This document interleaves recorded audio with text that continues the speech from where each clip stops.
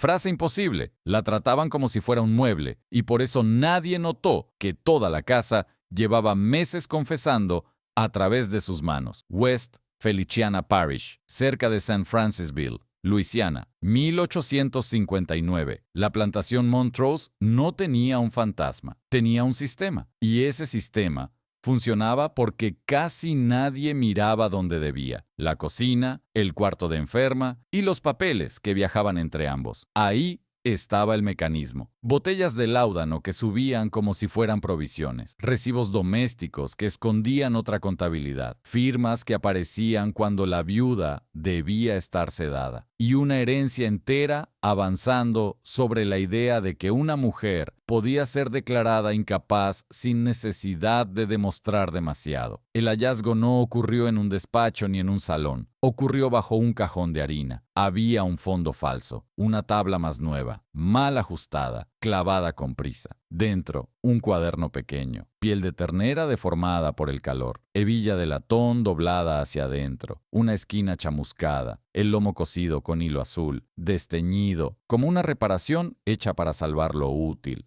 no lo bello. A simple vista, era un libro de recibos: harina, melaza, sal, tocino, café, aceite de lámpara, jabón, pero bastaba mirar un poco más para entender que no era solo cocina. La tinta ferrogálica se había abierto en algunos bordes. Había polvo de harina incrustado en las fibras. Ciertas palabras parecían sustitutos. Algunos números estaban escritos con una presión distinta, como si la mano supiera que estaba entrando en terreno prohibido. Lo escondieron ahí porque creían que era inofensivo, y porque creían que la mujer que cocinaba pertenecía a la casa igual que la despensa o la estufa. Se llamaba Hester Reed, mediana edad, observadora, esclavizada. Para Montrose, Hester no era una persona que miraba, era una función que servía: cocinar, limpiar, callar. Eso la volvía peligrosa de una manera que la casa no supo calcular, porque la costumbre de no verla era exactamente lo que le permitía verlo todo. Y Hester sabía leer, no por privilegio,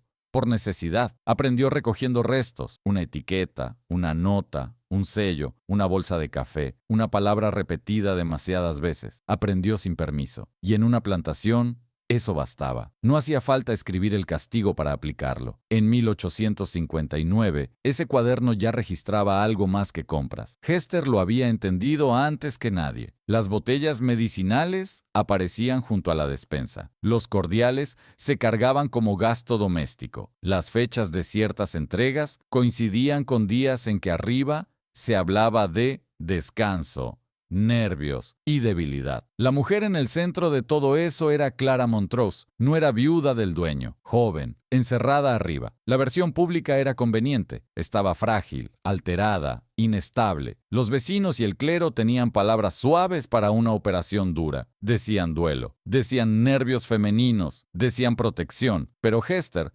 trabajaba en un lugar donde la protección tenía facturas. La cocina era el verdadero centro nervioso de la casa. Todo pasaba por ahí antes de convertirse en orden. Bandejas, frascos, llaves, notas dobladas, recados sin firma, voces que bajaban la escalera creyendo que el ruido del fuego lo tapaba todo. El tirador de la campanilla, junto a la despensa, sonaba con un patrón fijo, 2 veces, luego una. No parecía importante. Precisamente por eso lo era. Arriba, en la habitación de enferma, Clara casi no aparecía. Y cuando aparecía, lo hacía pálida, lenta, con esa clase de mirada que no parece agotada, sino amortiguada. Entonces, Hester empezó a ver cosas que no encajaban. Vio arañazos en la placa exterior de la cerradura del dormitorio de Clara. No dentro, fuera. Vio nuevas entradas de láudano anotadas como si fueran despensa, justo después de que la casa dijera que Clara estaba demasiado débil para tragar. Y vio algo peor: una imposibilidad documental. La firma de Clara aparecía en 2 papeles del Estado fechados la misma tarde, con sellos correctos, en 2 habitaciones distintas. No era una sospecha vaga, era una fractura. Fue ahí cuando Hester formuló la primera verdad del caso, no en papel, sino en la cabeza. El duelo no deja marcas de llave en el exterior de una puerta cerrada. Ese fue el primer golpe real. No porque demostrara todo, sino porque le dio forma al mecanismo. La viuda no estaba aislada por dolor, estaba siendo dosificada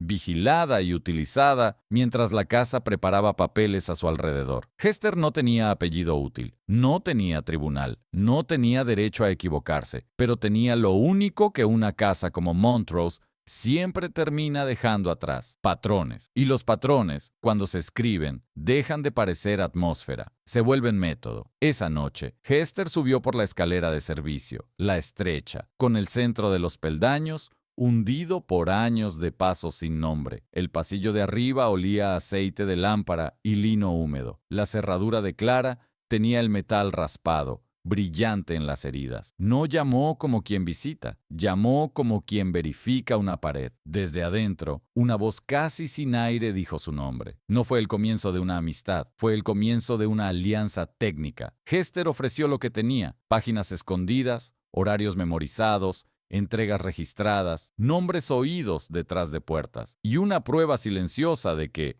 medicina, despensa y movimientos en el cuarto de esclavos estaban siendo anotados dentro del mismo sistema. Clara ofreció lo que Hester no podía obtener sola: términos de herencia, parentescos, sellos y el mapa legal de la casa. ¿Quién asumía el control si ella era declarada incompetente? ¿Qué firmas no podían ser suyas? ¿Qué trámites se estaban acelerando mientras la mantenían arriba? Las dos entendieron el precio al instante. Hester arriesgaba venta, castigo, desaparición. Clara arriesgaba confinamiento legal, perder a su hijo y quedar archivada para siempre bajo una palabra cómoda: locura. Pero a partir de esa noche, el caso dejó de ser una suma de impresiones. Tuvo estructura. Clara no estaba siendo protegida, estaba siendo administrada. Y Hester no era solo la cocinera, era la única persona en la casa que veía cada entrega, cada botella, cada corrección, cada bandeja que subía de noche y cada ausencia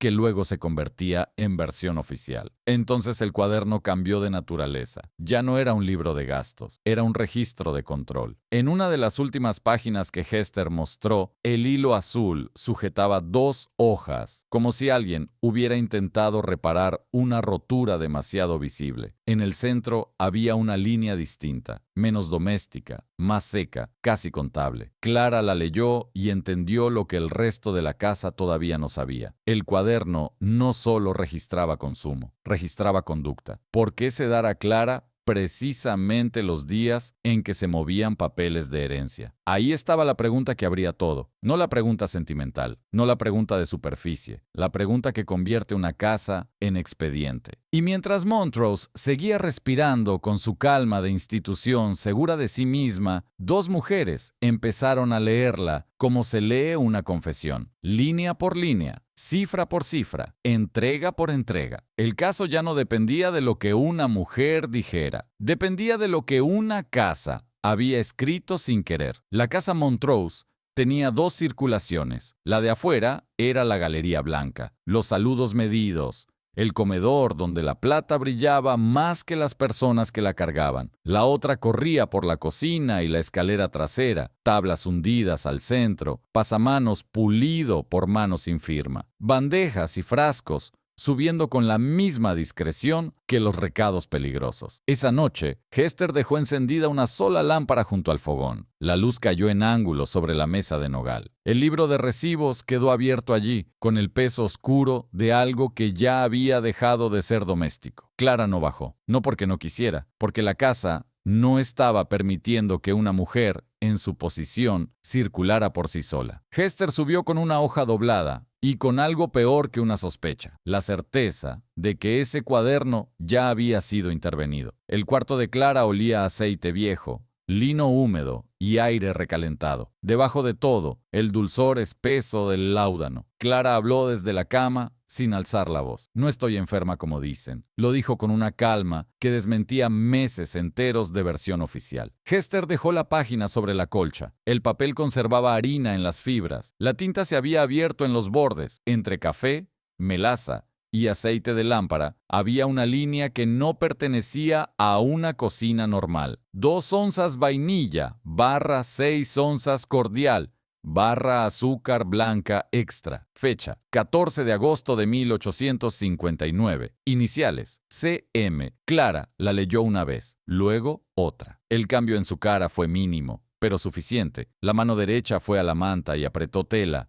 Apenas, como si el cuerpo recordara antes que la voz. Eso es para tapar el sabor, dijo. Hester esperó. ¿Quién escribe mis iniciales junto a eso? La pregunta quedó entre las dos como queda una prueba sobre la mesa, sin necesidad de adornarla. Hester sacó después una tira angosta de papel hallada dentro del lomo. Estaba cortada adrede. 3 nombres, un número de carreta y una nota seca. Pagado en efectivo, no asentado. Clara leyó sin mover casi los labios. Contabilidad doble. Ahí se rompió algo útil para la casa. La imagen de la viuda confusa. No había desorden en su cabeza. Había reconocimiento. Hester siguió el recorrido del cuarto con los ojos. La cerradura, otra vez. El raspado del metal por fuera. La mesita junto a la cama. El cucharón de latón golpeado en un borde. El vaso con resto dulce al fondo. Clara también miró hacia la puerta. Me cierran desde el pasillo, dijo. Y luego dicen que no salgo porque no puedo gobernarme. Esa frase bastaba. Sobre la mesa, el vaso conservaba olor a clavo, cáscara de naranja y la densidad inconfundible del láudano. Hester lo sabía porque lo había servido, porque había visto cuántas veces la casa pedía dulzor justo antes de pedir silencio. Lo esconden en algo amable, dijo. Clara cerró los ojos un instante. Hay tardes enteras que me faltan, murmuró. Recuerdo el sonido de papeles, una pluma, una voz leyendo algo cerca de la ventana. Y después despierto con la lengua pesada, como si hubiera dormido con una moneda debajo. Esa fue la aguja, pequeña, física, irrefutable. Hester no se movió. No hacía falta consolar, hacía falta ordenar. Y Clara, por fin, dijo el nombre del hombre al que el sistema estaba protegiendo. Si me declaran incapaz, yo desaparezco del gobierno de mi propia casa, dijo. Y todo cae en manos de Silas Montrose. Silas. En la cocina era un paso firme en el corredor. Tabaco frío. Órdenes dadas sin levantar la voz. Arriba, en boca de Clara, se convirtió en otra cosa. Beneficiario. Administra hasta que mi hijo sea mayor, continuó. Decide ventas, compras,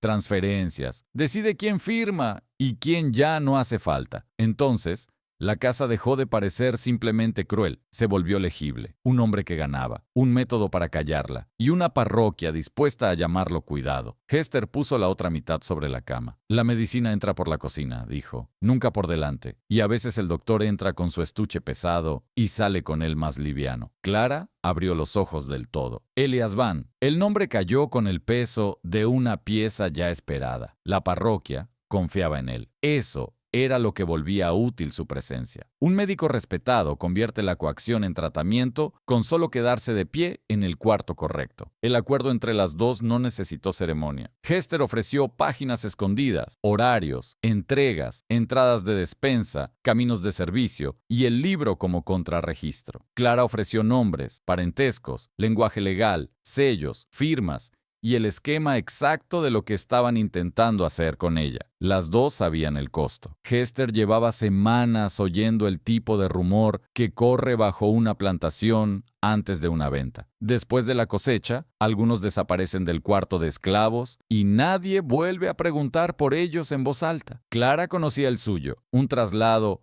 por su bien, una habitación ajena, un diagnóstico cómodo, la custodia de su hijo convertida en asunto de hombres sobrios y papeles sellados. Antes de irse, Hester abrió el cuaderno por el punto exacto donde algo faltaba. ¿Por qué empezaste a guardar esto?, preguntó Clara. Hester tocó el vacío con la yema del dedo. Porque faltaban 2 páginas, dijo Hester, no rasgadas, extraídas. Clara no respondió. Entre recibos de encurtidos y notas de cebo para jabón, quedaba un hueco demasiado limpio. La ausencia tenía forma de intervención. Fue la semana en que murió el dueño, añadió Hester, y la semana en que a usted la subieron aquí. Esta vez Clara no apretó la manta. Se llevó los dedos a la muñeca izquierda, donde la piel estaba fina y pálida, y los dejó allí un segundo, como si necesitara comprobar que seguía dentro de su propio cuerpo. La casa había intentado borrar el paso de una autoridad a otra. Eso solo se hace cuando el cambio no resiste ser leído. Cuando Hester bajó por la escalera trasera, sus pasos sonaron iguales que siempre. Ahí estaba su ventaja, seguir pareciendo parte del funcionamiento normal de la casa. Pero algo había cambiado. La parte de Montrose que ellos trataban como objeto había empezado a registrar a los dueños. Y cuando una casa escribe contra sí misma, ya no importa cuánto blanco tenga la galería. Importa quién acaba quedando en el papel. En una casa grande,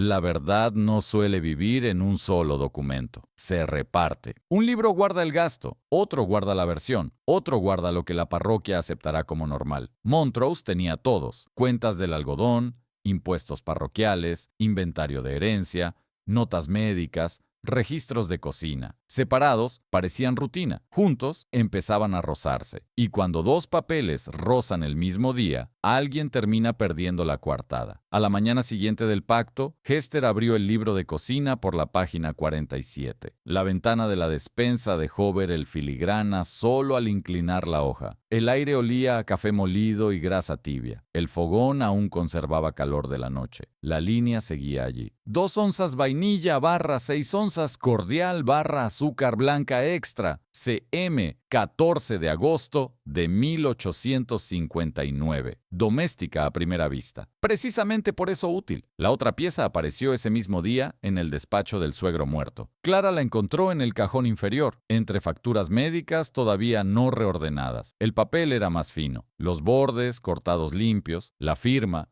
la de un hombre acostumbrado a que su letra cerrara discusiones. Factura: Doctor Elias Van. Fecha: 14 de agosto de 1859. Tinctura de opio, 6 onzas. Clara acercó el recibo a la ventana. No hacía falta interpretación brillante. Bastaba poner ambos papeles juntos. La supuesta vainilla costaba exactamente lo mismo que la tintura de opio. Cuando Hester volvió por la escalera trasera, Clara ya tenía el cuarto preparado como si fuera una mesa de examen. De un lado, la página del libro. Del otro, la factura del médico. Entre ambas, la distancia exacta que separa una costumbre de un método. Hester miró una cifra, luego la otra. No dijo nada. Pasó el dedo una sola vez por la línea de vainilla, como quien verifica una costura mal hecha. El libro de cocina no estaba hablando de comida, estaba marcando dosis. Clara apoyó la mano en el borde de la mesa. Los nudillos se le pusieron pálidos. Ahora entiendo las tardes, dijo. No habló de recuerdos completos, habló de restos, botas en el pasillo. Luego la sensación. No podía discutir luego la sensación. No podía discutir, murmuró. Me dejaban despierta lo suficiente para oír, pero no lo bastante para impedir nada. Eso era lo necesario. No buscaban dormirla por completo, buscaban dejarla presente y anulada. Lo bastante consciente para asentir con la cabeza o sostener una pluma mal, no lo bastante libre para romper la escena. Abajo, la casa siguió funcionando como si nada. Al caer la tarde, la campanilla de servicio sonó desde arriba, 2 veces, luego una. Ruth apareció en la puerta de la despensa, la bandeja azul. Lo dijo como se dicen las cosas que ya nadie se permite preguntar. Hester preparó el caldo, el pan blando y el vaso pequeño para la medicina. La porcelana de la bandeja tenía ese borde azul tan oscuro que bajo la lámpara parecía negro. El cucharón de latón mostraba la misma marca gastada de siempre. Todo parecía normal, hasta que uno se acercaba lo suficiente. Debajo del clavo y de la naranja volvía a estar ese dulzor espeso. Ruth bajó la voz. Nos dijeron que no toquemos la puerta si es la bandeja azul, después de oscurecer. Hester colocó el vaso en su sitio sin responder. No porque no entendiera, porque ya entendía demasiado. La clave no era el remedio, era el horario. Esa noche la bandeja subió por la escalera trasera. Antes del amanecer siguiente, Hester oyó el eje de una carreta afuera. No era hora de entregas. El sonido quedó un segundo en el patio y luego desapareció, como desaparecen las cosas que llegan cuando todavía nadie debe verlas. 2 días después, mientras cortaba pan para el comedor, Hester escuchó voces en el pasillo. Silas Montrose y el doctor. No hablaban alto, pero la madera repartía el sonido. La viuda no está en condiciones, dijo Silas. El médico respondió sin prisa. Está tranquila después de la dosis nocturna. Luego vino la parte importante. Eso facilitará la visita del notario, añadió Silas. Hester siguió cortando pan, una rebanada, otra, pero ya no estaba oyendo una conversación, estaba oyendo una secuencia, dosis, quietud, papel, firma. Esa noche abrió otra vez el libro y buscó solo una cosa, las iniciales C.M. Aparecían en 4 fechas. En cada una, la casa había hecho algo más. Una visita legal, un inventario parcial, una entrega nocturna, una reunión en el despacho. No parecía desorden doméstico, parecía protocolo. Clara lo vio en cuanto Hester le mostró la página. Entonces no me están tratando, dijo. Están preparando la hora exacta en que no puedo oponerme. No hacía falta añadir mucho más. A esa altura, El patrón ya caminaba solo. Pero había otra grieta. En el inventario de herencia del plantador muerto figuraban 41 personas esclavizadas en Montrose. 6 semanas después, el registro de impuestos parroquial declaraba solo 34 trabajadores, 7 menos. Clara revisó de nuevo las hojas, como si un segundo vistazo pudiera devolverlos. No los devolvió. No había venta asentada en el expediente de herencia. No había muerte registrada. No había subasta. Hester puso el dedo sobre la cifra más reciente. No salieron por venta, no salieron por muerte asentada, salieron del papel. Eso sí lo entendía una cocina, porque la cocina cuenta de otra manera. Cuenta cucharones, cuenta hogazas, cuenta cuántos platos bajan vacíos y cuántos no vuelven. En esas mismas fechas, entre harina, café y tocino, el libro mostraba pequeñas reducciones de raciones, no grandes, no espectaculares, justo el tipo de diferencia que nadie fuera de la cocina consideraría prueba, y que una mujer como Hester detectaría al primer día. Clara miró el cuaderno, como se mira un mapa que de pronto empieza a señalar cuerpos. Si los movieron, dijo, alguien cobró. Hester pasó el dedo por el lomo del libro, por el punto donde había encontrado la tira escondida. 3 nombres, un número de carreta y la nota, pagado en efectivo, no asentado. No quedaba mucho espacio para la inocencia. Mientras arriba dosificaban a Clara en las noches de notario, alguien abajo estaba sacando personas del registro antes de que la herencia pudiera fijarse por completo. El único documento donde las fechas respiraban juntas era el libro de cocina. Clara levantó la vista. La pregunta ya no cabía en una habitación. ¿Quién estaba comprando personas en secreto? ¿Y por qué necesitaban mantenerla consciente solo a medias exactamente esos días? Las casas grandes sobreviven gracias a una ficción, que la autoridad siempre estuvo donde ahora aparece. Cuando el dueño de Montrose murió en el verano de 1859, esa ficción se agrietó. Quedaban la tierra, el algodón, las deudas, el prestigio del apellido y un heredero demasiado joven para sostenerlo todo por sí mismo. Ese heredero era el hijo de Clara. Por eso Clara importaba, no como viuda, como puente. En las semanas posteriores al funeral, los papeles empezaron a moverse con más frecuencia dentro de la casa. Hester no lo dedujo por intuición, sino por tránsito. Más idas al despacho, más conversaciones cortadas al oír pasos, más documentos cruzando del escritorio al comedor, como si la mesa donde se cenaba y la mesa donde se decidía fueran la misma cosa. La pieza clave apareció cuando Clara recuperó un borrador que nadie pensó que ella leería. Era el proyecto de administración de la herencia. Papel grueso, borde apenas irregular, restos pequeños de cera roja donde un sello había sido rehecho más de una vez. Clara lo sostuvo bajo la luz de la ventana y fue bajando hasta la mitad, donde los verdaderos golpes suelen esconderse en los documentos bien escritos. Allí estaba el párrafo. En caso de incapacidad demostrada de la viuda Clara Montrose para administrar los asuntos del hogar y de la propiedad, la supervisión operativa de la plantación pasará al hermano del difunto, Silas Montrose, hasta la mayoría de edad del heredero. Clara lo leyó 2 veces. Luego deslizó el papel hacia Hester. Hester no recorría cada línea con rapidez, pero reconocía lo suficiente. Nombres, jerarquías, el lugar exacto donde una casa decide quién manda cuando finge que solo está ordenando papeles. Silas Montrose. Si me declaran incapaz, yo desaparezco del gobierno de mi propia casa, dijo Clara. Y todo cae en manos de Silas Montrose. La frase parecía doméstica. En realidad era el motor entero del caso, porque supervisión operativa no era una expresión elegante, era permiso. Permiso para decidir cosechas, permiso para mover deuda, permiso para vender, permiso para borrar. Y ya faltaban 7 personas en el conteo. Hester apoyó las manos sobre la mesa. ¿Quién decide que estás incapaz? ¿Un médico?,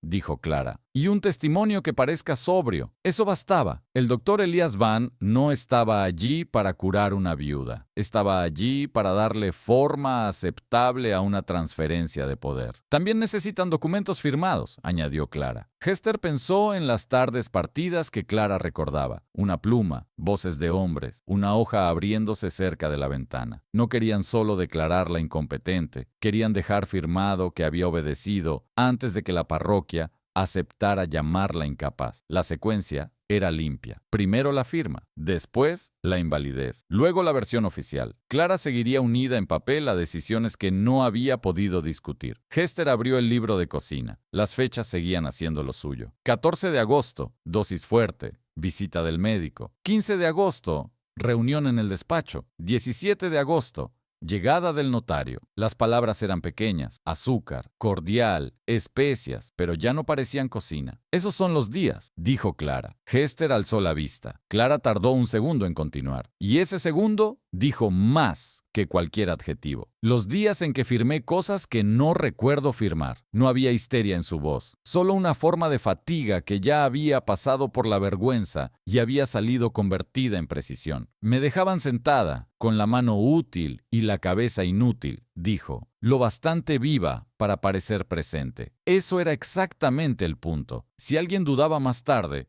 los documentos ya tendrían preparada la escena. La viuda estaba allí, la viuda firmó, la viuda aprobó. Y si después protestaba, también estaba preparada la traducción. Nervios, duelo, desorden. Sobre el escritorio pequeño había otro objeto rescatado del despacho. El sello de lacre con el escudo de la familia Montrose. Mango de nogal oscuro. Metal frío ahora, aunque hecho para cerrar decisiones con calor. Ese sello valida los documentos, dijo Clara. Hester lo miró. ¿Quién lo usa? Silas. El nombre cayó otra vez en la habitación, pero ya no como parentesco, como función. Silas Montrose no necesitaba gritar ni mancharse las manos. Le bastaba con controlar el procedimiento. Un médico respetable, un notario correcto, una viuda dosificada, un sello en la mesa adecuada. Y mientras tanto, la herencia cambiando de dueño sin cambiar de apellido. Clara puso entonces sobre la mesa el inventario provisional de la propiedad. Ganado, herramientas, tierras. Al final, la lista de personas esclavizadas. 41 nombres. Hester ya había visto el registro parroquial posterior. 34. Clara recorrió la lista con el dedo, despacio, como si tocar el papel pudiera retrasar lo que ya sabía. Aquí están, murmuró. Luego bajó hasta el otro documento invisible, el que ya no estaba. Y después ya no. Las personas no desaparecen de una plantación sin dejar rastro económico. Solo desaparecen así cuando el rastro ha sido movido a otro libro. Hester sacó la tira de papel hallada en el lomo del cuaderno. 3 nombres, un número de carreta y la nota, pagado en efectivo, no asentado. Clara la leyó de nuevo. No hizo falta adornar la conclusión. La cocina registraba raciones, el despacho registraba decisiones, el médico registraba síntomas. Separados, los libros protegían a la casa, juntos la delataban. Hester se quedó quieta un momento, no por duda, porque acababa de recordar algo que había oído esa mañana cerca de la puerta trasera. 2 hombres hablando bajo. Uno era Silas. Después de la cosecha, la cocinera se transfiere. Hester conocía esa palabra. En boca de la casa, transferir no significaba mover trabajo, significaba borrar testigos. Sintió el frío de esa idea donde se siente el peligro verdadero, no en la cabeza, sino en la nuca, en el hueco bajo las costillas, en ese segundo en que el cuerpo entiende antes que la voz que puede ser arrancado de un lugar sin dejar una sola línea escrita. Clara levantó la vista. ¿Qué pasó? Hester cerró el libro. La hebilla de latón hizo un clic breve. Van a sacarme después de la cosecha. No tembló al decirlo. Eso lo volvía peor, porque ya no sonaba a miedo, sonaba a calendario. La habitación quedó inmóvil un instante. Luego Clara miró el cuaderno, el borrador de herencia, la tira escondida, y comprendió lo mismo que Hester. La casa no solo estaba preparando una incapacidad, estaba limpiando el escenario. Hester sostuvo el libro con ambas manos. Entonces no tenemos tiempo para otra cosa, dijo. Y la pregunta cambió de forma. Si pensaban sacar a Hester después de la cosecha, entonces la pregunta ya no era ¿qué estaba ocultando la casa? La pregunta era ¿qué prueba debía escapar antes que su dueña? Las casas como Montrose no se gobiernan desde el salón, se gobiernan desde los lugares donde nadie cree que haya poder. La cocina era uno de esos lugares, y Hester llevaba semanas descubriendo que allí se podía leer la casa mejor que en cualquier despacho. Cada mañana empezaba igual, hierro calentándose en la estufa, cuchara golpeando el borde de una botella, café molido mezclándose con grasa de tocino. Desde la galería frontal, Montrose parecía tranquila. En la cocina, en cambio, el día ya venía dejando rastro. Hester había aprendido algo que los hombres del despacho no necesitaban entender para depender de ello. La comida siempre delata a una casa. Cuando llega más gente, baja la harina. Cuando alguien deja de estar, sobran platos. Cuando hay visitas que no deben figurar demasiado, cambian las bandejas, cambian las botellas, cambia el tono de las órdenes. Y todo eso pasaba por la misma mesa de nogal rayada contra la pared. La mesa donde descansaba el libro. Aquella mañana, mientras contaba raciones para los trabajadores, Hester lo vio con claridad material, no simbólica. 7 platos menos. No era una diferencia lo bastante grande como para inquietar al comedor principal. Pero una cocina vive de diferencias pequeñas. 7 platos menos significaban 7 cuerpos menos que alimentar. La cifra coincidía con el registro parroquial. Hester no escribió una acusación, escribió una referencia, una cuenta breve en el margen, debajo de una línea de café. Había empezado a trabajar así, sin nombrar de más, sin ofrecerle a la casa una frase que pudiera castigar, solo alineando fechas, cantidades y costumbres, harina, azúcar, carne salada, botellas que decían una cosa y hacían otra. Leído deprisa, el cuaderno seguía siendo cocina. Leído con paciencia, empezaba a aparecer otra clase de archivo. Antes del mediodía, llegó el doctor Elias Van por la parte trasera. No era raro que visitara la casa.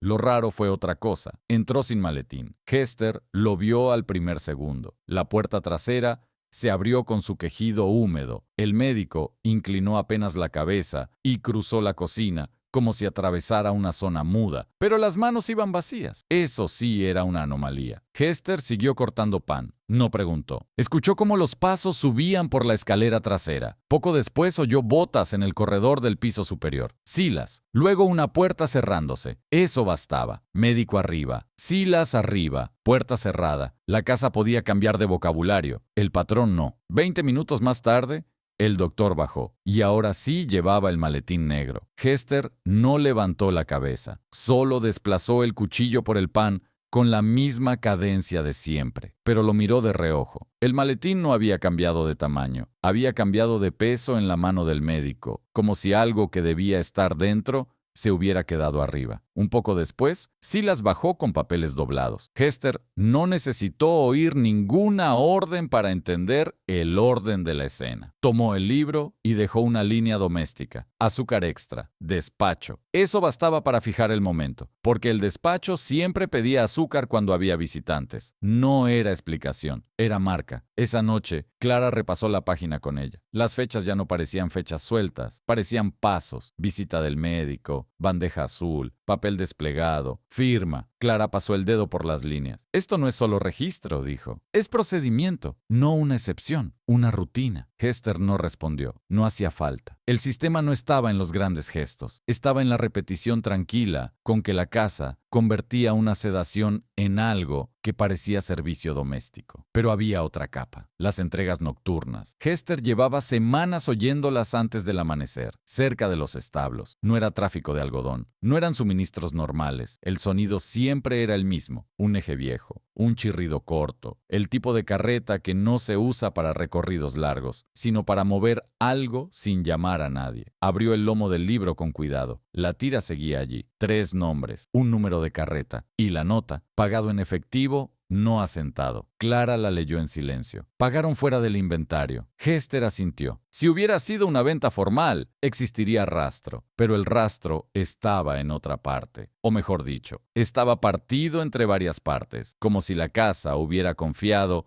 en que nadie reuniría nunca suficiente paciencia para coserlas. Y lo hacen cuando estoy sedada, dijo Clara. Esta vez Hester no corrigió, no completó, no tradujo la idea. Solo puso otra página junto a la tira, otra fecha, otra reducción de raciones, otra noche de bandeja azul. Eso era lo que ella hacía mejor. No interpretar primero, construir primero. Silas necesitaba tiempo. El doctor le daba quietud. Los papeles le daban cobertura. Y Hester, sin que ellos lo supieran, ya llevaba semanas guardando la secuencia. Clara cerró el libro. Si esto entra en el expediente del tribunal, los registros no van a sostenerse juntos. Hester pensó en la palabra que había oído días antes cerca de la puerta trasera. Transferir. En boca de la casa, la palabra no significaba mover trabajo. Significaba arrancar del lugar exacto donde una persona sabía demasiado. Ella lo sabía con el cuerpo. Lo sintió otra vez en ese instante. Un hueco frío debajo del esternón, como si la casa ya hubiera puesto la mano sobre su hombro para empujarla hacia un carro que todavía no había llegado, pero ya había ido más lejos que ellos. Semanas antes, cuando descubrió las páginas arrancadas, entendió dos cosas al mismo tiempo: que la casa estaba limpiando el libro y que el libro seguía siendo más honesto que cualquier documento del despacho. Por eso no dejó que la pérdida se quedara solo en pérdida. Había hecho otra cosa. Clara notó el gesto de Hester sobre la costura azul del lomo. «¿Qué hiciste cuando arrancaron esas páginas?», preguntó. Hester levantó la vista. «Las copié», dijo Hester, antes de que entendieran que yo sabía leer lo que estaban borrando. Clara se quedó inmóvil, la habitación también, porque esa frase cambiaba la geometría del peligro. Las páginas no habían desaparecido. La limpieza había fallado. La cocina ya no solo estaba registrando, estaba respondiendo. Y esa respuesta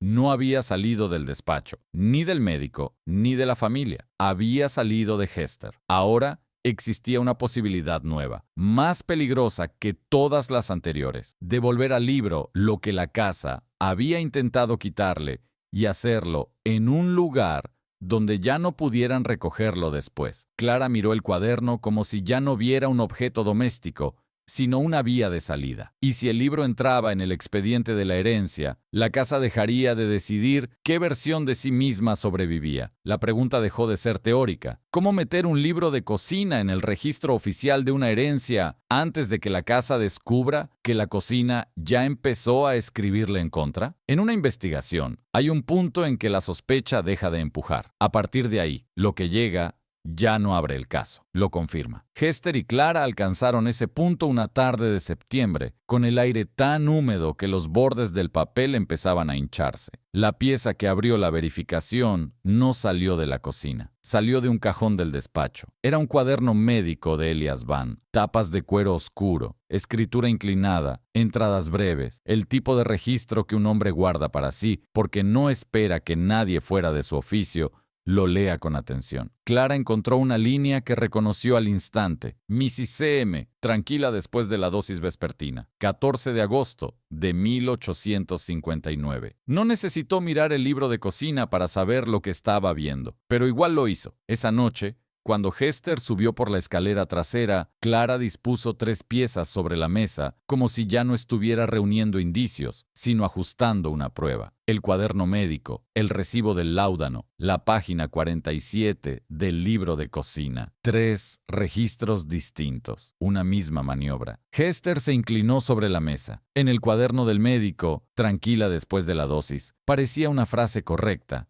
incluso compasiva. En el libro de cocina, la misma tarde, estaba disfrazada como vainilla y cordial. En el recibo, era lo que realmente era: tintura de opio. Clara observó los 3 papeles sin tocarlos. «Si un médico escribe que estoy tranquila», dijo Clara, «la parroquia deja de preguntar en qué estado me pusieron para conseguir esa firma». Eso bastaba. La frase del médico no describía descanso, describía condiciones de trabajo. Hester pasó un dedo por el borde de la página del cuaderno, luego por la línea del libro de cocina, como si estuviera verificando que las costuras cerraran bien. Y lo dejó escrito para sí mismo, dijo. No sonó impresionada, sonó práctica, porque el valor de esa línea no estaba en lo que insinuaba, estaba en que venía de afuera del sistema doméstico. El doctor no estaba anotando una versión para la familia, estaba anotando su propia secuencia: dosis, estado útil, documento posible. Clara respiró lento. «Yo recuerdo el sonido del papel», dijo, «no la decisión. Recuerdo una pluma entre los dedos y la mano como si fuera de otra persona. Fue una línea pequeña, pero ahí estaba todo el daño». Hester cerró el cuaderno del médico. No necesitaba decir que ya no quedaba sospecha. Quedaba otra cosa, una cadena de registros que empezaba a sostenerse sola. Y entonces apareció la verificación externa. Jonas Pike. Jonas Pike vivía de mirar sin ser invitado a mirar. Era conductor de carruaje entre plantaciones y el pueblo, uno de esos hombres que no pertenecen a una casa y por eso notan su ritmo mejor que quienes viven dentro. Tenía la costumbre de quedarse un segundo más de lo cortés cuando algo no le cerraba, como si llevar gente de un lugar a otro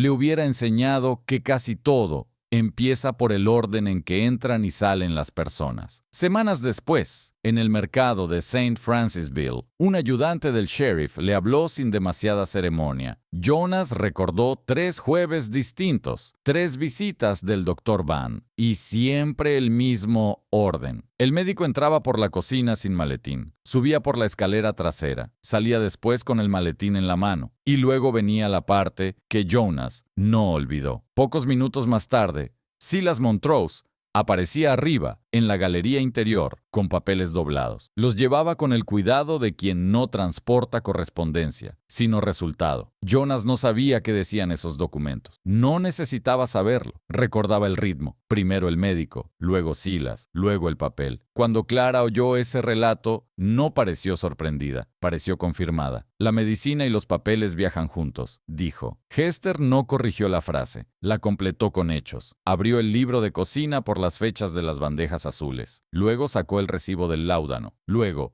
colocó al lado una anotación de visita nocturna y una reducción de raciones de los días siguientes. No estaba argumentando, estaba montando. El maletín no había cambiado de tamaño. Había cambiado de peso en la mano del médico, como si algo que debía estar dentro se hubiera quedado arriba. La secuencia ya no dependía de una sola fuente. El médico registraba la dosis. Jonas veía el tránsito. La cocina fijaba las horas. Los papeles aparecían después. Clara volvió entonces al inventario de herencia. 41 nombres. Después, al registro parroquial. 34. Hester buscó en el libro las noches de carreta. Luego deslizó otra vez la tira escondida. 3 nombres. Un número de carreta. Pagado en efectivo. No asentado. La mesa quedó llena sin estar desordenada. Eso era lo peor. Todo encajaba con demasiada limpieza. Entonces lo hacen cuando no puedo oponerme, dijo Clara. Hester sostuvo la mirada. No respondió enseguida. Primero, movió el papel de Jonas al lado del cuaderno del médico. Después el inventario al lado de la tira escondida. Solo al final habló. Lo hacen cuando necesitan que la casa parezca intacta. Ahí estaba su dominio del caso. No solo estaba viendo sedación y firma.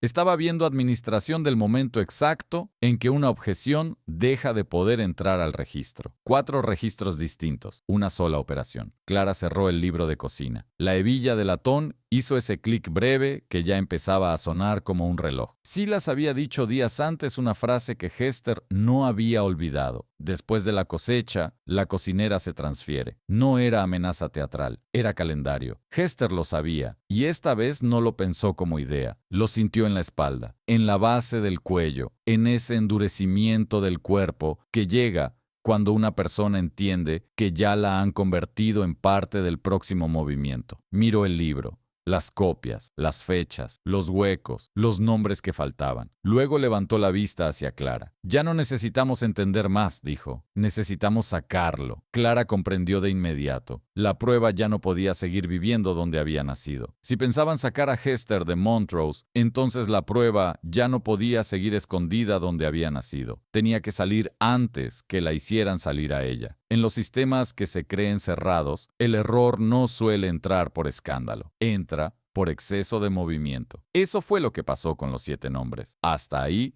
Montrose había sostenido bien su propia versión. Clara dosificada, documentos circulando, visitas nocturnas, libros separados para que nada se tocara demasiado. Pero una casa puede mover personas más rápido que una parroquia actualiza su papel. Una tarde de septiembre, Clara recibió un extracto del registro de impuestos parroquial que no estaba destinado a su mesa. Venía doblado entre otras cuentas de la plantación, como uno de esos documentos que sobreviven precisamente porque nadie cree que escondan nada. Lo abrió bajo la luz de la ventana. En el inventario oficial de la herencia, presentado tras la muerte del propietario, Montrose declaraba 41 personas esclavizadas. En el nuevo registro fiscal, 6 semanas después, declaraba 34 trabajadores. 7 menos. Clara llevó el papel a la cocina esa misma noche. El libro de recibos ya estaba abierto sobre la mesa de nogal. La lámpara hacía visibles las fibras del papel y volvía marrones los bordes donde la tinta ferrogálica había comido demasiado. Hester miró la cifra sin sorpresa. Luego pasó páginas hasta una sección que Clara no había leído todavía con la lentitud correcta. No eran frases importantes, eran marcas, pequeñas rayas en el margen, una por cada ración,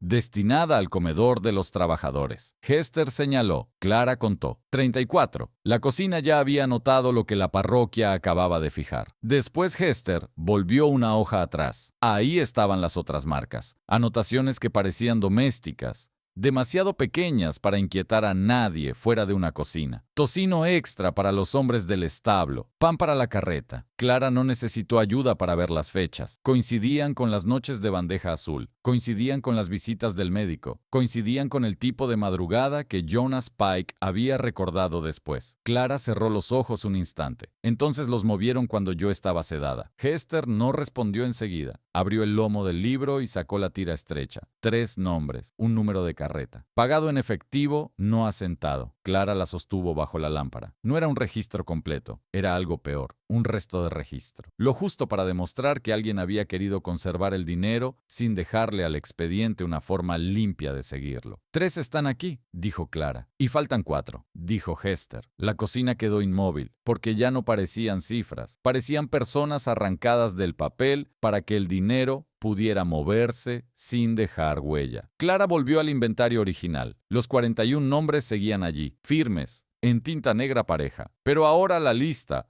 había cambiado de temperatura. Ya no parecía orden administrativo. Parecía el lugar exacto donde una ausencia empezaba a cobrar valor. Pasó el dedo por la hoja. Si el tribunal compara esto con el registro fiscal, lo ve. Hester negó una vez. Solo si alguien obliga al expediente a mirarlo. Ahí estaba el problema entero. Los tribunales no perseguían contradicciones por cuenta propia. Leían lo que se les entregaba, sellaban lo que llegaba bien ordenado, aceptaban lo que no generaba ruido suficiente para detener el trámite. Clara levantó la vista. Entonces hay que hacer que lo vean junto. Hester cerró el libro. El latón doblado hizo un clic seco. No dijo que el libro conectaba todos los sistemas. Puso los papeles en fila, la tira escondida, el registro parroquial, las marcas de raciones, las fechas de bandeja azul. Luego añadió una última pieza. Jonas. Clara entendió. Jonas Pike no pertenecía a Montrose. Esa era su utilidad. Era uno de esos hombres que viven de entrar y salir, de esperar en patios ajenos, de sostener riendas mientras oye más de lo que los dueños creen posible. Recordaba las madrugadas, porque las ruedas dejan memoria en quien cobra por moverlas. El número de la carreta coincidía con el suyo. No estaba llevando algodón, no estaba llevando provisiones. Estaba llevando gente que debía desaparecer antes de que la herencia se fijara del todo. La secuencia ya no necesitaba ser explicada. Clara sedada arriba, papeles moviéndose, carreta abajo, 7 nombres menos después. Sin el libro, cada papel podía pasar por inocente. Con el libro, toda la casa empezaba a mentir a la vez. Clara lo vio con claridad y también vio el riesgo. Si Silas encuentra esto, no terminó. No hacía falta. Las páginas desaparecerían. Y Hester con ellas. La transferencia después de la cosecha ya no sonaba a amenaza posible. Sonaba a la fase siguiente de la operación. Hester sostuvo el libro con ambas manos, no como quien protege un objeto, como quien mide cuánto tiempo le queda antes de tener que moverlo. Pensó en algo que llevaba semanas observando. Los rumores podían ser negados, los testimonios podían ser deformados, pero los papeles que entraban en un expediente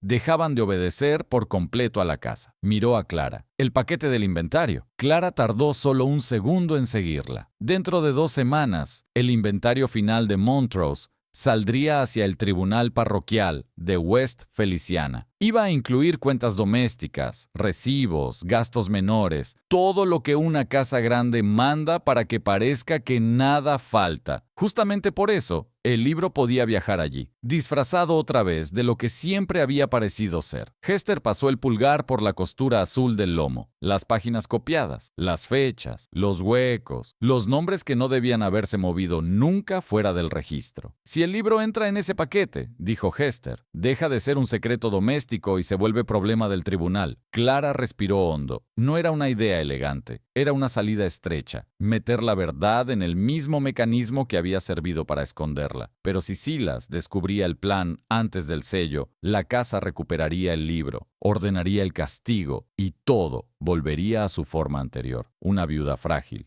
una cocinera transferida, 7 personas menos y ninguna pregunta escrita donde importara. Hester miró otra vez el cuaderno. Había nacido para pasar desapercibido. Ahora tenía que cruzar la única puerta que la casa no pudiera cerrar después. ¿Cómo sacar la verdad por la puerta oficial antes de que Silas cierre todas las demás? Las casas como Montrose no temen a los rumores, temen a los archivos. Un rumor se niega, un testimonio se desacredita, un documento dentro de un expediente judicial cambia de dueño. Eso era lo que Hester y Clara necesitaban. No necesitaban justicia ese día, les bastaba con algo más peligroso: irreversibilidad. La oportunidad llegó una semana después, cuando el inventario final de la herencia quedó listo para salir hacia el tribunal parroquial de West Feliciana. El paquete no llevaba solo el inventario principal, llevaba también los otros papeles que hacen que una casa parezca ordenada: recibos domésticos, cuentas de mantenimiento, facturas médicas, registros de provisiones, papeles menores, papeles de apoyo, papeles que casi nadie lee hasta el final. Por eso el plan podía funcionar, y por eso, si fallaba, no iba a haber segunda tentativa. La mañana elegida empezó con apariencia de rutina: cielo blanco por el calor temprano, café espeso en la cocina, humo de madera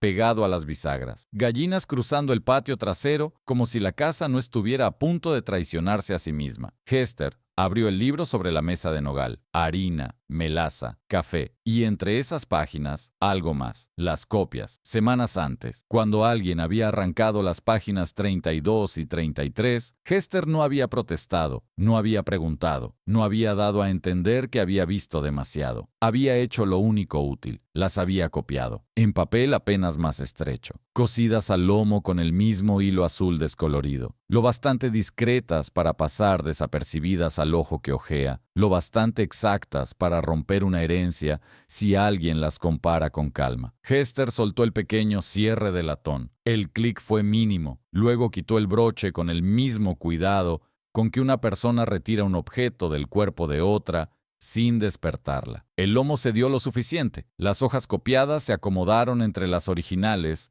hasta que el cuaderno volvió a aparecer completo. No completo como antes, completo de otro modo. En ese instante, el libro dejaba de pertenecer a la cocina y empezaba a pertenecer al caso. En el corredor, los pasos empezaron a organizarse. El inventario ya estaba siendo preparado en el despacho. Clara había hecho lo suyo desde temprano. No pidió nada extravagante, solo formuló una exigencia razonable: las cuentas domésticas deben acompañar el inventario. Era lógico. Una plantación no se heredaba solo con tierra y ganado, también con gastos, provisiones, registros de funcionamiento. Nadie discutió la idea. Eso era lo mejor del plan. No dependía de un gesto heroico, dependía de que la costumbre siguiera creyéndose inocente. Cuando llegó el notario, la casa ya se había puesto su cara administrativa: papeles extendidos, lacre calentándose junto a la lámpara, cordón preparado, Silas de pie cerca de la mesa, con esa quietud de hombre que confunde control con derecho. Clara bajó al despacho por primera vez en días. Eso solo ya alteró el aire. No parecía desorientada, no parecía rota, no parecía la versión que la casa llevaba semanas administrando. Silas no dijo nada, pero la mandíbula se le tensó apenas. Después apoyó 2 dedos sobre la mesa, como si necesitara recordar que todavía estaba de pie. El notario empezó a revisar los documentos en orden: tierras, ganado, herramientas, cuentas secundarias. Entonces apareció el libro, pequeño, manchado, insignificante a primera vista. El notario lo abrió con la indiferencia con que se abre lo accesorio. Pasó páginas: harina, café, aceite, nada que por sí solo alterara la marcha de una herencia. Eso también formaba parte de la trampa. El libro no acusaba, esperaba. Clara dejó que el notario avanzara hasta casi el final del paquete, hasta el punto exacto en que el trámite ya se siente resuelto y la atención empieza a relajarse. Entonces habló. No elevó la voz, no buscó escena. «Hay una fecha que quiero revisar». El notario alzó la vista. Silas también. Clara tomó de la mesa un documento firmado semanas antes. Aquí consta que firmé el 14 de agosto a las 3 de la tarde. El notario asintió. Silas respondió antes de que Clara siguiera. Estabas enferma. Clara no discutió la palabra. La dejó caer. Luego abrió el libro en la página correcta. Página 47. La línea seguía allí. 2 onzas. Vainilla, barra 6 onzas. Cordial, barra azúcar blanca extra. CM. Después puso el recibo médico al lado. Tinctura de opio. 6 onzas. Y al final, el cuaderno de Elías Van. Mrs. CM. Tranquila después de la dosis vespertina. Los 3 papeles quedaron juntos sobre la mesa. El notario miró uno, luego otro, luego volvió al libro. Silas habló con demasiada rapidez. Eso es contabilidad doméstica. Clara sostuvo la mirada. Entonces no debería coincidir exactamente con las dosis médicas del mismo día. Lo que siguió ya no fue el silencio acostumbrado de Montrose. Fue otra cosa. El silencio de una contradicción legal apareciendo en tiempo real. El notario volvió al libro y pasó páginas con más cuidado. Ya no buscaba gastos, buscaba irregularidades, y las encontró. El hilo azul, la costura distinta, la zona donde habían faltado hojas, la reparación demasiado exacta. Alzó la vista despacio. Ahora el libro ya no parecía doméstico, parecía intervenido, y un documento intervenido dentro de una herencia obligaba a mirar más de cerca todo lo demás. Silas lo entendió en el mismo instante, pero ya no controlaba el ritmo. El paquete seguía abierto. Los documentos ya estaban comparados. El libro ya no podía volver a ser solo cocina. El notario tomó el sello. La cera roja cayó sobre el cordón. El metal descendió. Cuando se levantó, el emblema Montrose quedó impreso sobre el lacre todavía blando. Pero el sello ya no estaba cerrando una versión segura de la casa, estaba encerrando su problema. Dentro de ese paquete, entre cuentas menores y papeles que siempre habían pasado desapercibidos, viajaba un cuaderno capaz de alinear medicina, firmas, carretas y ausencias. Eso bastaba. No hacía falta más discurso. El expediente iba a salir de Montrose. El libro iba dentro. Y con él, una contradicción que ya no pertenecía a la familia. Silas no habló. Miró el paquete sellado. Después miró a Hester. No fue una mirada larga. Fue peor, breve, fija, sin sorpresa. La clase de mirada con la que un hombre recalcula un castigo. Nadie en la habitación necesitó oír la amenaza. Ya estaba hecha. El expediente ya estaba a salvo. Hester no. Las casas grandes siempre creen que el peligro vendrá de afuera. Un tribunal, un vecino, un acreedor. Rara vez imaginan que el peligro pueda salir de sus propios libros. El paquete de la herencia Montrose cruzó hacia el tribunal parroquial de West Feliciana esa misma tarde. El cordón iba sellado con lacre rojo. El emblema familiar había quedado hundido en la cera todavía blanda. Dentro iban los documentos que la casa esperaba controlar, el inventario, las cuentas, los registros domésticos y entre ellos, pequeño y manchado, el libro de cocina. Una vez dentro del tribunal, ya no pertenecía a la familia, pasaba a otra jurisdicción, la del archivo, la del expediente, la del papel que empieza a obedecer a manos ajenas. Eso volvía irreversible el movimiento, pero las casas como Montrose todavía conservan un privilegio aun cuando pierden un documento. Pueden castigar a la persona que lo entendió antes que nadie. El castigo llegó antes del anochecer. Cuando el sol empezó a bajar detrás de los árboles del río, una carreta apareció en el patio trasero. No era el carruaje de visitas, era madera vieja, eje seco, ruedas hechas para salir sin explicación. Hester oyó el chirrido desde la cocina. No levantó la vista enseguida. Terminó de limpiar la mesa, guardó los cuchillos, cerró el fogón. Solo entonces se secó las manos en el delantal, como si la rutina mereciera ser concluida, aunque la casa ya hubiera decidido expulsarla de ella. Silas Montrose apareció en la puerta trasera. No alzó la voz. No necesitó amenazas. La frase salió con el tono con que un hombre anuncia un ajuste de inventario. «Se te ha encontrado un nuevo lugar». Hester no respondió. Sabía perfectamente lo que significaba. La casa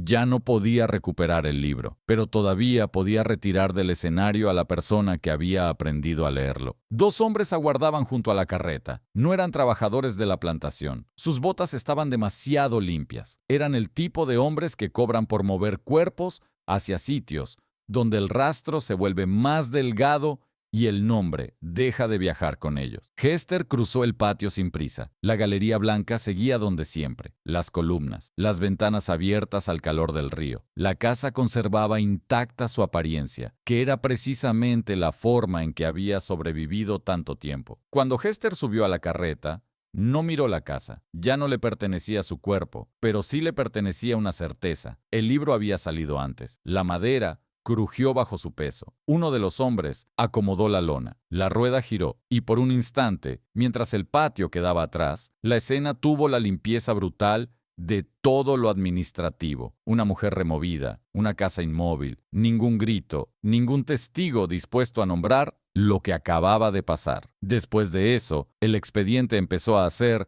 lo que las casas siempre creen poder evitar: comparar. Semanas más tarde, en el tribunal parroquial, un secretario fue pasando los papeles de la herencia Montrose con la atención cansada de quien revisa cifras, linderos y cuentas menores. El inventario parecía correcto. Las tierras, el ganado, las herramientas, las partidas domésticas. Luego apareció el cuaderno pequeño, el libro. Lo abrió quizá porque estaba cosido con hilo azul, o porque el borde de algunas páginas mostraba una reparación demasiado exacta, o porque los objetos más modestos a veces obligan a mirar más de cerca precisamente cuando no deberían. Fue allí donde la casa empezó a fallar fuera de sí misma. Comparados con cuidado, los papeles decían una sola cosa: la enfermedad de Clara había sido administrada, no tratada. El libro de cocina había disfrazado dosis. Varias firmas atribuidas a ella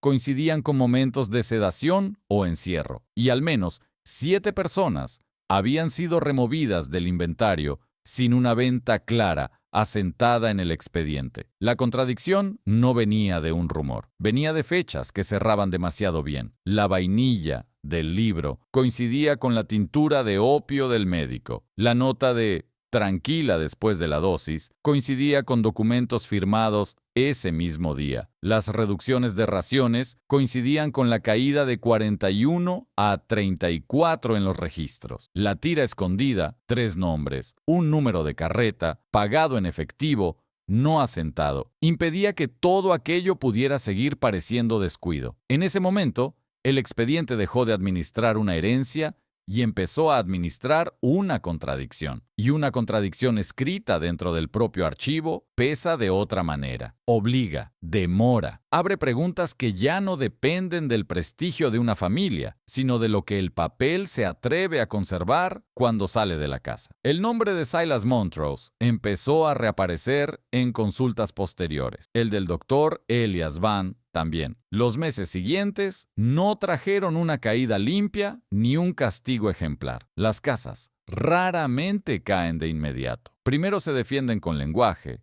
con demora, con la esperanza de que el tiempo desgaste mejor que ellos. Pero había algo que ya no podían recuperar: el hecho de que alguien dentro de Montrose había reconocido el patrón antes de que los libros fueran limpiados del todo. Ese alguien era Hester Reed, y sin embargo, el archivo no fue generoso con ella. Los papeles posteriores solo alcanzan a decir que la cocinera fue removida de la propiedad ese mismo día. Después, su nombre se afloja en el registro hasta desaparecer. No hay una línea clara que diga a dónde fue. No hay un documento que le devuelva el cuerpo al relato. Solo esa ausencia específica que dejan los sistemas cuando han usado a una persona lo bastante cerca como para necesitarla, y luego la empujan fuera del papel en cuanto deja de convenir. El expediente sobrevivió mejor que ella. Años más tarde, cuando el libro quedó definitivamente archivado dentro del caso Montrose, un secretario encontró algo en la contraportada interior. Era una línea diminuta, casi hundida bajo grasa vieja y polvo de harina. No estaba alineada con ninguna cuenta. No tenía fecha completa. No respondía a ningún orden visible. Decía: Lisa, altura hasta el marco de la puerta, no contada después de la lluvia. El secretario buscó el nombre en el resto del expediente. No estaba. No figuraba en el inventario original. No aparecía entre los 7 faltantes. No surgía en recibos,